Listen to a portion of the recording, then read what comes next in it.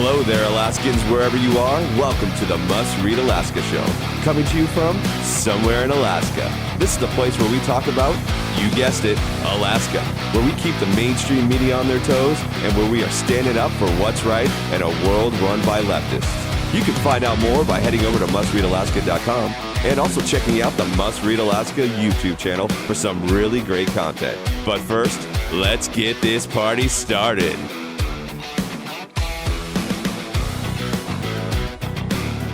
What's good, Alaska? This is Scott Levesque, and you're listening to the Midweek Edition of the Must Read Alaska podcast. Let me be the first to welcome you. It's been a while again. I'm sorry. I'm inconsistent. We're going to dial that in, I promise. But I'm glad to be back. And before we get started on all the shenanigans, hoopla, and craziness going on in our state, let's just take a minute. And if you could do me one favor, you know I asked this. Could you give us a 5-star review? Listen, we're sitting at 78 right now. We only need 22 more reviews to be able to hit 100. That's our goal right now. If you could do that, that'd be phenomenal. If you haven't had a chance and you're a longtime listener, please do so. We're coming up on our year of doing this podcast. It's been really great. It's been a lot of fun. But if you could just give us a 5-star review, that would be phenomenal. It does help when people are searching for content related to politics, and even more specifically, Alaska politics. So giving us a 5-star review helps people find us easier. If you want to take an additional minute and give us a written review, we'd love that as well. The reviews have been overwhelmingly positive. We really love hearing from our listeners, and again, it's just really great to have this type of support. Lastly, we are actually opening up advertising now. So if you know somebody that wants to get their product, service, company out there, we have a phenomenal download rate, we have a phenomenal listen rate, and we would love to partner with businesses here in Alaska. So why don't you go ahead and give John Quick a very quick email detailing out how you would like to advertise with us, and we would love to partner with you. To reach John, just go to John, John, at mustreadalaska.com, and he will get that process started. Okay. Now that we finished that up, I want to dive into so many things going on in Alaska. Number one, I think we have a new competitor now. Governor Dunleavy has launched his own podcast, and the first episode, clearly, because it does not seem to go away, is COVID-related. But yes, Governor Dunleavy has launched a podcast. He is a friend to the podcast here at Must Read Alaska. So I'm not going to say it's direct competition, but you're hearing a lot from the governor himself now with this new podcast. And we have an article on this on Must Read Alaska. It's under the heading, Dunleavy launches podcast, warns of hospitals being overworked by COVID's variant, plus the usual patients. That's a tongue twister. The double V's always get me. But here we go. So now the Delta variant has hit Alaska. Seems like there has been a lot of traffic in the hospital. And let's parse this out. Okay, here's the deal. When it comes to hospitals being overworked, overwhelmed by this particular virus here, this COVID-19, we've got to look at all the data. And this is what I'm really concerned about, is we make speculations on just overarching raw data, right? That's what we're doing. And I want to know a couple things. Number one is this. There's been numbers thrown out all across the board. At one point in Massachusetts, for example, 74% of the cases in the hospital in Massachusetts were from fully vaccinated individuals. And now that's not just some left-wing, right-wing blog. That is from CNBC. So it's not a friendly right-wing blog, and it's not a left-wing blog. It is from a mainstream media source outlet that said 74% of all new cases in Massachusetts of COVID-19, particularly, and I don't know how they're testing for the variant, so I can't go into that, but at least 74% of all cases in the hospital in Massachusetts were from fully vaccinated individuals. And now here's the deal. Now we're hearing that close to 90+% of all cases in Alaska are from, and here's the word, not fully vaccinated individuals. So the question I have is really this. Not fully vaccinated means what? What does that mean? So how many people have just one shot and are waiting for the second one? How many people have no shots? They have not taken the vaccination at all. How many people have got both shots but are now required to get boosters? Like, where is the qualifying factor in what fully vaccinated means? I'm assuming at this point, giving the benefit of the doubt, that we're talking about people who have had 2 vaccine protocol shots. So the Moderna one and the Pfizer one initially required, it was a 2-shot protocol. You take your first shot, and then I do not remember the time frame. I don't know if it was 2 weeks or 4 weeks. You went back and got a second shot. Now, as we know, Pfizer has come out and said, you know what, we're probably going to need to administer booster shots because what they're finding is the vaccine is actually waning in its effectiveness over time. That's what we're being told right now. So booster shots for the vaccination of COVID-19 are going to be necessary to continue to have the full or maximized strength of the vaccine itself. But what we're hearing is this language of not fully vaccinated, which to me is, I want to know the root numbers. You know me, we went over the last podcast. We dove real deep into the analysis of questions that were asked regarding vaccine mandates, and particularly on airports, airplanes, on interstate travel, on schooling, all of that. And when you broke down the data, it became very clear that when you look deeper into the conversation, into the questions, and into the real data points, it's not as black and white as a headline would make it sound. And I think that's the problem we're facing right now. Now, am I saying that the Delta variant is not an issue? No, that's not what I'm saying. But I'm also saying that when we talk about being overwhelmed in the hospital system, we're also talking about other mitigating factors other than just COVID-19 patients. We're talking about short-staffed, staff that have to quarantine, staff that haven't been fully vaccinated yet themselves. Also, we're talking about how many people in the nursing industry and the healthcare industry in Alaska right now are having to make a vital choice between keeping their employment or leaving their job because of the vaccine mandate for hospitals right now. You're seeing protests out in both South Central Foundation, AMC, and ANTHC. You're also seeing protests that are developing in other areas as well. I don't know if Providence has had one yet, but you are seeing people pushing back on being forced to be vaccinated within the healthcare system right now.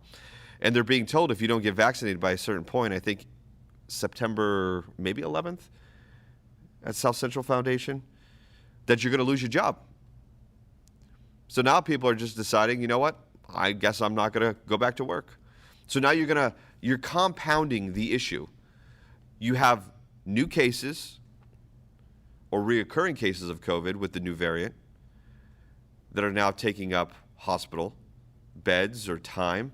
But now you're having this shortage, which is already there in Alaska as it is. Let's just be honest. If you've been here in Alaska long enough, you do realize that there is a medical field shortage, particularly in nurses and other specific areas, just generally speaking.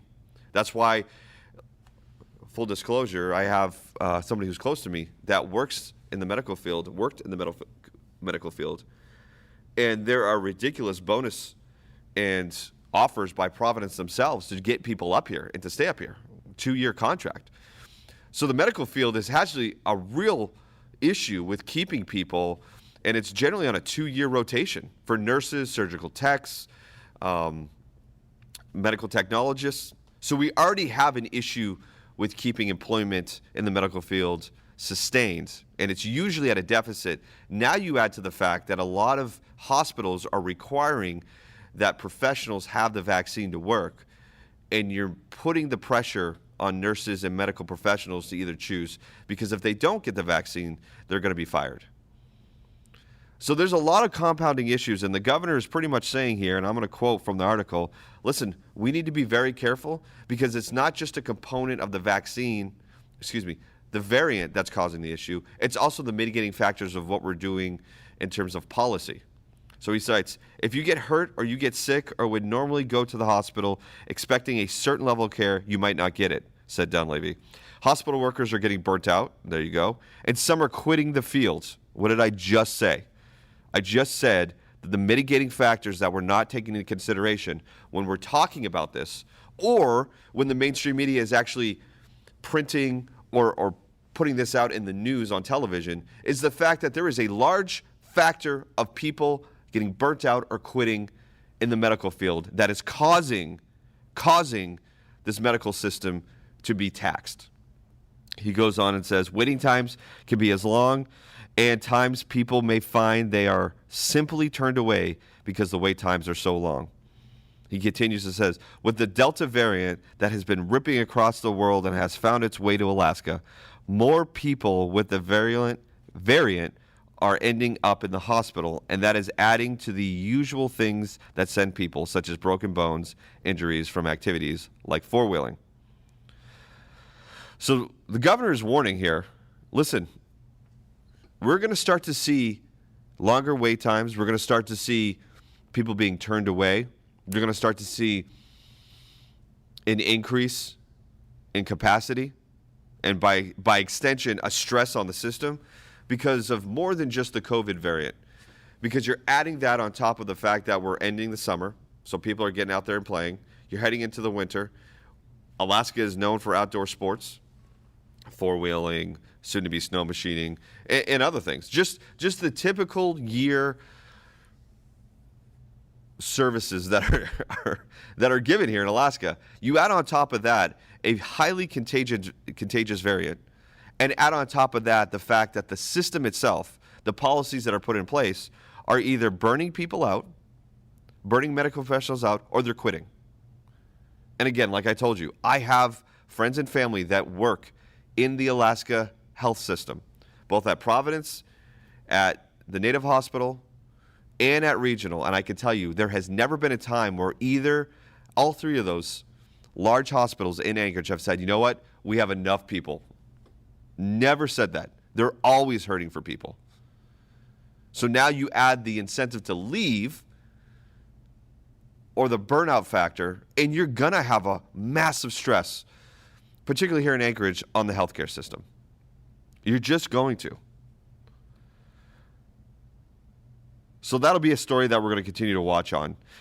Turning to the assembly here in Anchorage, it looks like the Recall Zaletel initiative has been validated, and all signatures have been validated by the municipal clerk to move forward with a special election to possibly remove Meg Zaletel from the assembly. Okay, let's talk a little bit about this. Suzanne wrote this on Must Read Alaska under the headlines, Recall Zaletel signatures valid, and this means assembly must set a special election. Now, when that election comes is going to determine a lot of things, okay? So let's just kind of read from the article here. Clerk Barbara Jones said that at least 2,468 signatures of voters living in District 4, Midtown, were valid, and the petition will be submitted to the next regular or special assembly meeting, which is required to approve a recall election within 75 days. Now, here's the kicker. We all know that Zaletel has sort of pushed this for a year. She's punted this recall effort for a year using legal efforts. Now, this effort, the Reclaim Midtown crew and Russell Biggs, took this all the way to the Alaska Supreme Court before it was finally said in a very quick decision, no, this recall effort is valid and it should go forward. We could talk about the ramifications of that long term at another time. What I do want to focus on the fact of what's going to happen, the nuts and bolts. So, Zaletel can also have an opportunity to push this even further, to punt further than just a year, even though it seems ludicrous at this point. Reading forward, Zaletel can add more delay to the process, which has been delayed for a year already through prior legal challenges. She can appeal the clerk's decision on the signatures within 30 days, which would push the election into late fall. Now, again, do not think for a minute this is not going to be in play. Do not think that she is going to, right now, she's going to take every effort to continue to extend this out, to continue to push it out. And the reality is this, there's no other recourse for her anymore. The Berkowitz administration is no longer in there. The acting mayor, Austin Quinn Davidson, assumably a friend, is not in there anymore. The Bronson administration is in there now. And what do you have? Well, you have no political clout outside of the assembly. Nobody is going to help you. So what would anybody do? Well, they're going to take the sweet time before this gets into a special election. So you guarantee that she's going to take all 30 days, on the 30th day, file for a petition, push it out, and then it takes, like I said before, the recall election has to be within 75 days of the approval. So they're going to continue to punt this action item out as far as they can. Now, the question I have is this. Is the recall effort for Meg Zaletel going to be more effective for the people that are pushing for the recall than it was for Felix Rivera? It was, to me, it was a bit of an embarrassment to see how that went down. You had all this momentum moving forward for the recall effort. You got all the signatures you needed. And at the end of the day, that recall effort failed. Now, there were a lot of interesting things that happened. The fact that Felix got to write a ridiculous amount of words on the ballot to justify why he should be retained. The fact that when you were at the Midtown Mall, the sample ballot did not have that question on it. I mean, do we remember all these things? The fact that at the end of the day, there were third-party political PACs that were pushing major marketing efforts and advertising efforts to ensure that Felix stayed. Let's not forget everything that Felix threw out there in terms of racist, homophobia, anything that could be used as a way to say that the effort was not based on the fact that Rivera was not representing his constituents, but was all based on the fact of who he was personally, which, again, is a left-wing political tactic. All that was a part of the fact that that recall effort did not happen. However, I am hoping that if this recall effort wants to see any sort of fruition, that they learned from the mistakes of the Felix Rivera one. And Russell Biggs has been open and honest. He's been on the podcast numerous times. He's talked a lot about the recall efforts for Rivera. And I think, and I'm hoping, that that is also the case for the Zaletel recall effort.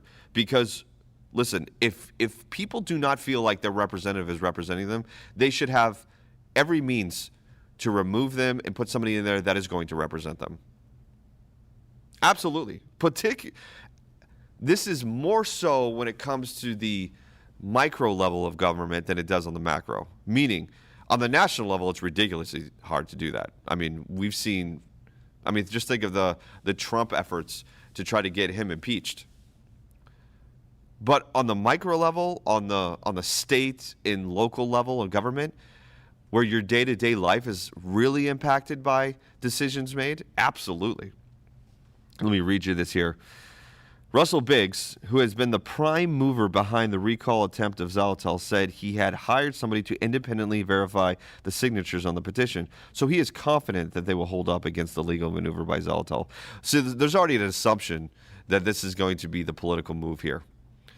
And again, why would it not be? If you're facing recall, you're going to try to push that back for efforts for fundraising outside. It is I'm going to be honest with you, it's a wise political move. But nonetheless, all that doesn't matter if lessons weren't learned from the Rivera recall failure there. All right, one more thing to move on before we get into what happened on Tuesday night, and specifically one epic event by the Bronson administration. Sarah Rasmussen has been the topic of a lot of conversation. I don't know what to make of Rep. Rasmussen. I don't. I honestly don't. This is my personal opinion. I don't know. But there are a lot of interesting things that have happened as of late. I'm going to go ahead and read this article because I think it sets the tone for what I'm having a hard time dealing with, okay? And what I'm going to do is I'm going to do something a little different. I'm actually going to read a comment from the article by an individual. I'm not going to name the person. You can go to the article. It's on Must Read Alaska. It's under the title, Rep. Rasmussen Dials It In Due to Close Contact with ... COVID, question mark. So I'm going to read the article. I'm going to set the framework, and then I'm going to read this comment based on the article. And I think it's an interesting comment, and I really want you guys, when you hear this, to either comment on YouTube or Facebook or wherever this is going to be posted, that you're going to look at it. And I want to know your comments on this, because I think it's an interesting point that was made by the commenter on the article. So let's read what Suzanne wrote. Rep. Sarah Rasmussen was a little vague. She didn't say what she had close contact with, but the inference is that it's with somebody who had COVID-19 virus. So she is staying away from Juneau. Rasmussen announced her decision on Facebook to her Sand Lake constituents to be transparent about why she is not at Juneau with the rest of her colleagues. Quote, until contact tracing and follow-up testing is completed, I'm following quarantine guidance from public health, she wrote. She continues, I hope to be able to get to Juneau to finish the work of this session ASAP. However, with our hospitals at capacity, I feel it's best not to risk potential spreading anything to other Alaskans, she wrote. Suzanne then writes, Rasmussen was in Juneau for just 1 day so far, in the special session that started on August 16th. She was fishing on the Kenai River and attended events, telling critics that going to Juneau was a, quote, waste of time. Rasmussen is not in either the Conservative or Liberal caucus in the House and has taken up the new position of former Rep. Gabrielle Ledoux, who turned on Conservatives and then on Liberals, becoming a caucus of one before she was unelected in 2020. So right now we have Sarah staying at home because she, again, we're assuming had contact with somebody who had COVID-19. The problem, if you remember back in fall of last year, Sarah was facing criticism from her opponents when she was running for re-election about this very thing, about the fact that she was absent in Juneau quite a bit. Now, in that response, she had said that she went out to her grandfather's funeral or great-grandfather's funeral. I can't remember which one. But she was attending a funeral, and because of the COVID procedures and policies in place in Juneau, she was not allowed to go back in for an extended period of time. The problem is now it's becoming something habitual. It's becoming a pattern, not just a one-off. And it also doesn't look good that she has been sort of linked to many who are outside of what she had run on, which was the Republican Party. Of course, the infamous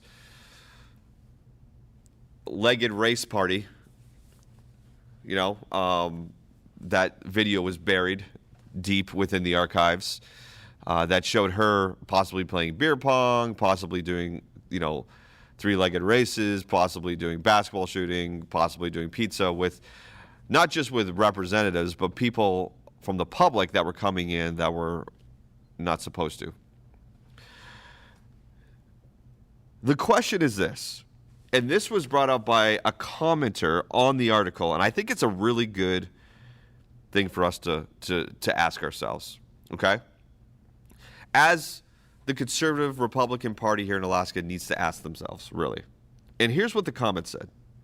Wonder why Alaska Republican Party has yet to censor this representative, and that's Sarah Rasmussen.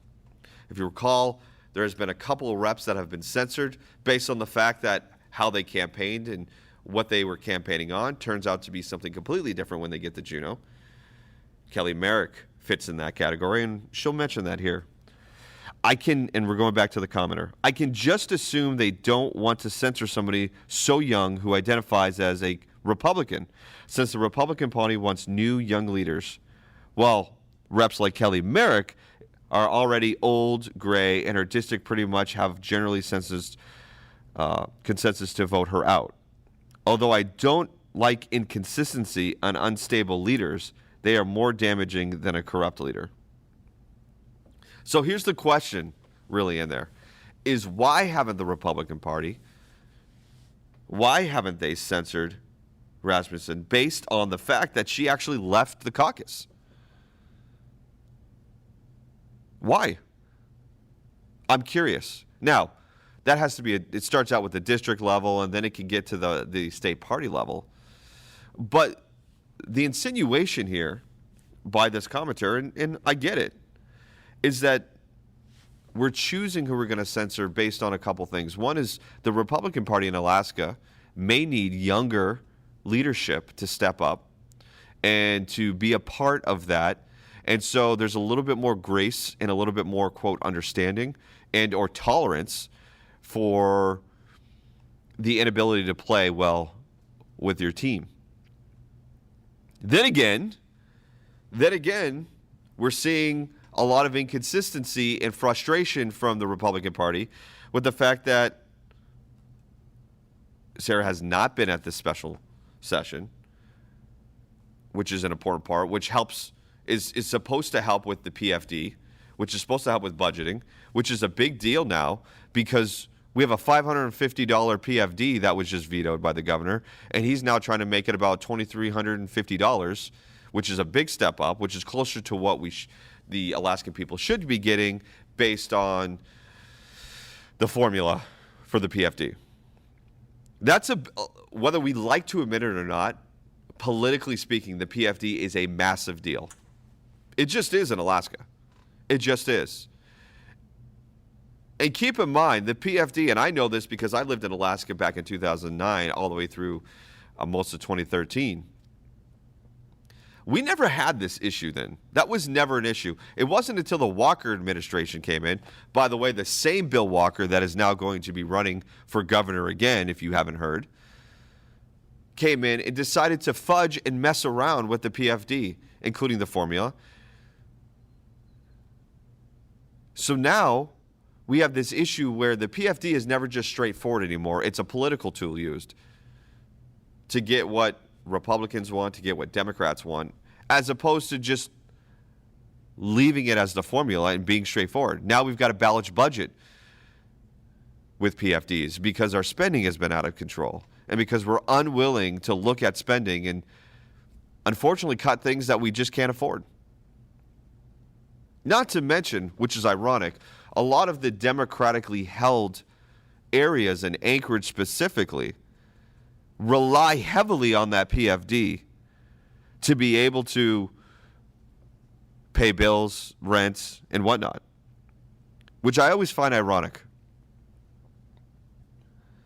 That those left-leaning held areas rely heavily on the PFD for many things and yet continually vote individuals in who work against their interest. It's amazing to me.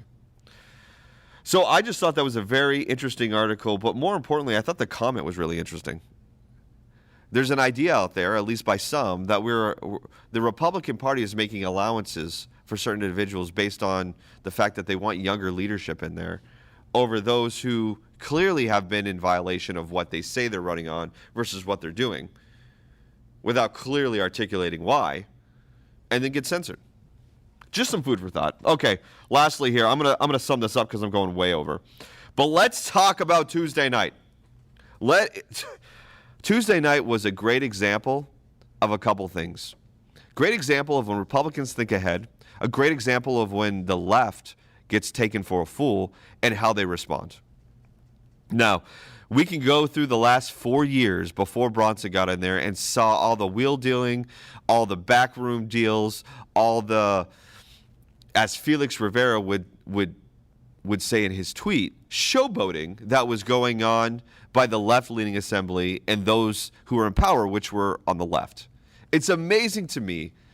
It's amazing to me when you see just how much of, well, quote, showboating, and I'm using that because Felix decided to share a tweet immediately following what happened on Tuesday, and we'll get to that, that said, you could say a lot of things about my time on the assembly. I'm paraphrasing here. A lot of things about me and my time on the assembly, but I have never been a showboat, which has been, that is probably the most unself-aware statement I've ever heard in my life, Felix.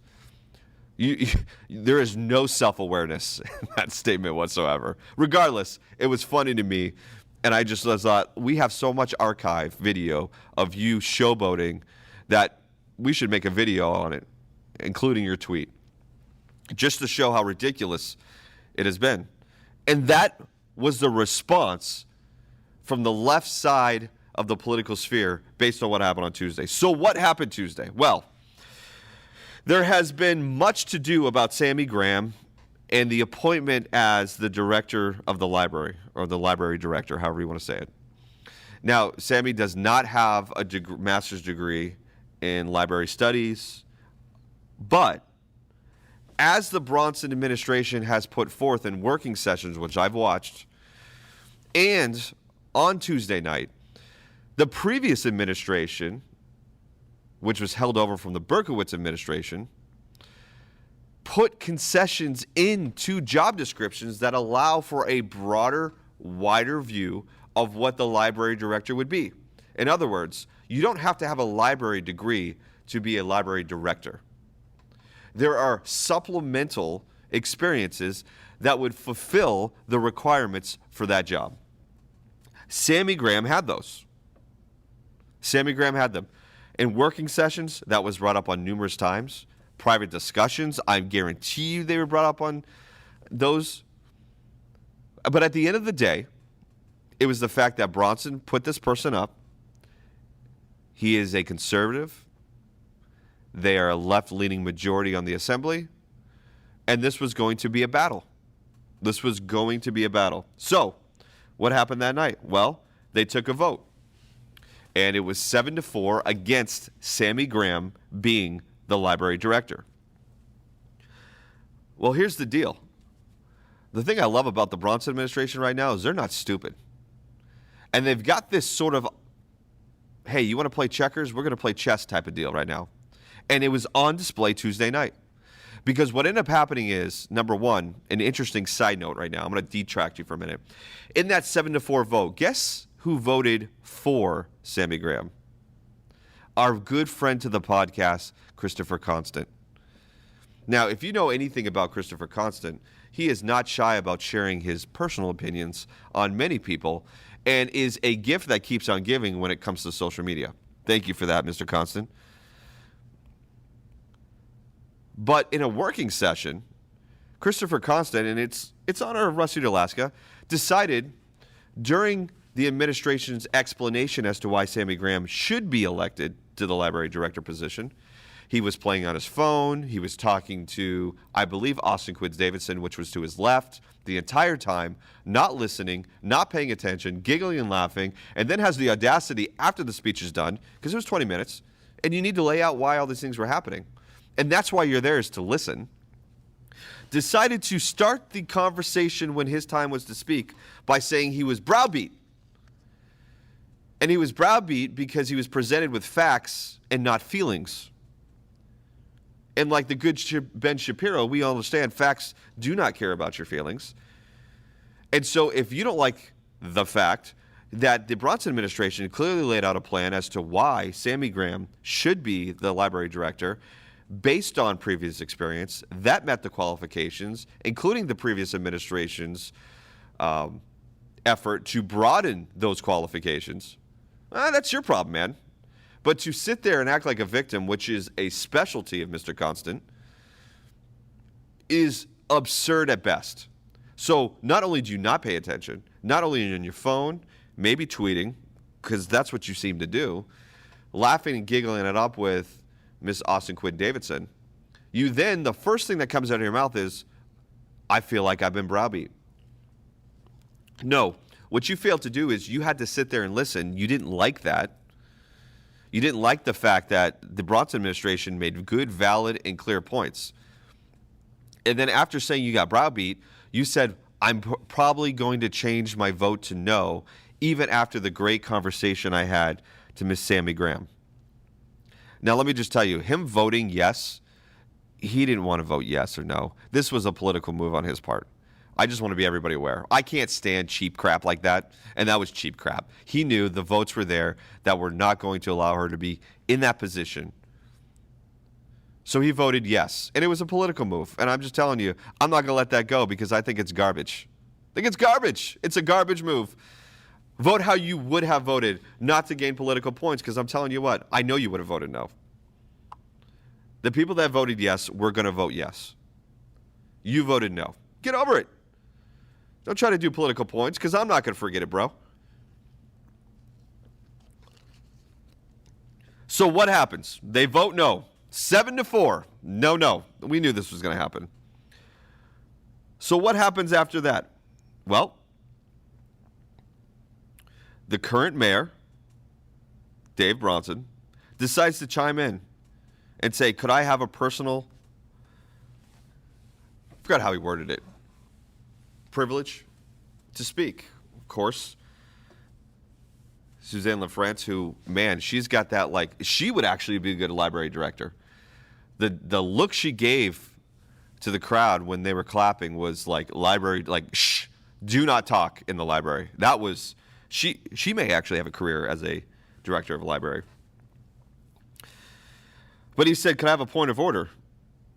And LaFrance gives it to him, and he says, I just want to introduce my new chief of staff, Sammy Graham, which was, first of all, hilarious. The look on everybody's face in there was like, what? What did he just say? Now, keep in mind, he can appoint anybody he wants as the chief of staff. So, welcome to the chess match, my friend. So not only does Dave say that, but then he goes, hey, could I have another point of order? And this is after, when he does that, the crowd erupts because they love it. Everybody realized the assembly just got played, right? So the crowd's cheering and laughing and hollering, and Suzanne LaFrance decides to put on her librarian cap. Sorry for you librarians out there. I'm sure you're not like this, but let's just characterize this. It's a slam or gavel down. We will not, the crowd needs to be silent. We will not hoop and holler and clap.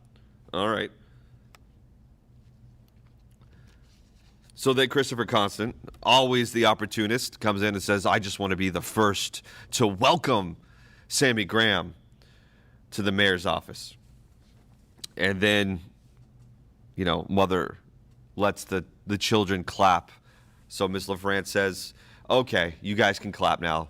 And they all stand and whatnot. So this is all playing out, I've got to assume, how the Bronson administration wanted it. I have not talked to them about this, so I don't know. But then what ends up happening?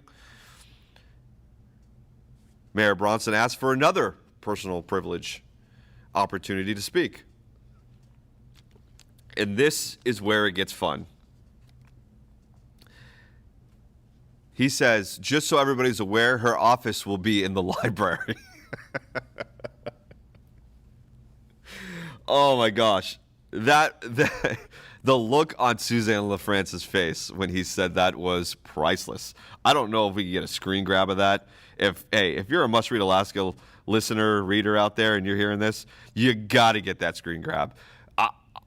I think, listen, the municipality YouTube channel live doesn't have great resolution, but I think the eye roll on that must have been epic. Must have been epic. Must have been. Because, man, what a deal. What a deal. So the Bronson administration is going to give her two offices, one in the library and one downtown. And you know what? Well-deserved. Well-deserved, Bronson administration, because this crap has been happening continuously for 8+ years. And you know what? The left-leaning assembly handled it as well as I thought they would. It really was. The cesspool known as Twitter went off. How dare they? Blah, blah, blah, blah, blah. Everybody talking about showboating, and this is just, what are we doing here? This is not a game. Really? You don't think over the last 8 years people haven't been playing games? Have some self-awareness. Guess what? This is what happens when you open the door for this kind of stuff. And there's nothing wrong with what Bronson did. He was making a point, and point made. Point made. Also, point Bronson. So if you want to put all this weak crap, he's got some smart people with him. Craig Campbell is transitioning out to a director position, a program and policy, I believe. Listen, Bronson has got some real smart people on his team. So my outlook on this is that they've already planning ahead. They know what's going to happen, and they know what to do to make sure that the people they need in the positions that are appointing get there. This put the assembly on note. Listen, your games, they're not going to work with us. You can do what you want, but we're going to figure this out. Because you're not doing this out of a good-spirited, hey, we want to make sure this position is filled. You're doing this for political hit points. So go ahead. I can tell you they've got some smart people working with the Bronson administration that are going to run circles around that assembly if they continue to act like this. And Tuesday night was just an example. It was just an example. As a matter of fact, our fearless leader, Suzanne, put out an article, and I'm going to read this. Balls of steel. Mayor Bronson is denied his library director, but shocks assembly when he makes Sammy Graham his new chief of staff. Now, that article went out, and I got to say, I think we have some listeners that were in the room that night, because there was an individual who came up and used a similar, well, let's just say balls of steel in her remark that she eventually mic dropped on the assembly. Listen, when the assembly wants to play games, they consider that just part of politics. But when a conservative Republican mayor decides to do it, now it's out of bounds. Now it's ridiculous. Now it's all that. Listen, guys, get some self-awareness, because this is going to happen to you a lot more if you continue acting like children. If you continue to try to play political hit points and you're trying to actively push against this mayor, I'm telling you, how many seats are up for re-election here next year in 2022? You can guarantee there are going to be a lot of people campaigning to make that assembly more representative of those who are representing their constituents. Mark my words, that's going to happen. That is going to happen. Well, guys, that's it. I would love to talk more about Tuesday night, but I am way over time, and I'm going to stop. Listen, if you have not liked our Facebook page, followed us on YouTube, on Rumble, on MeWe, on Parler, I mean, all of them, you've got to do that. They're all under the same handle, Must Read Alaska, one word.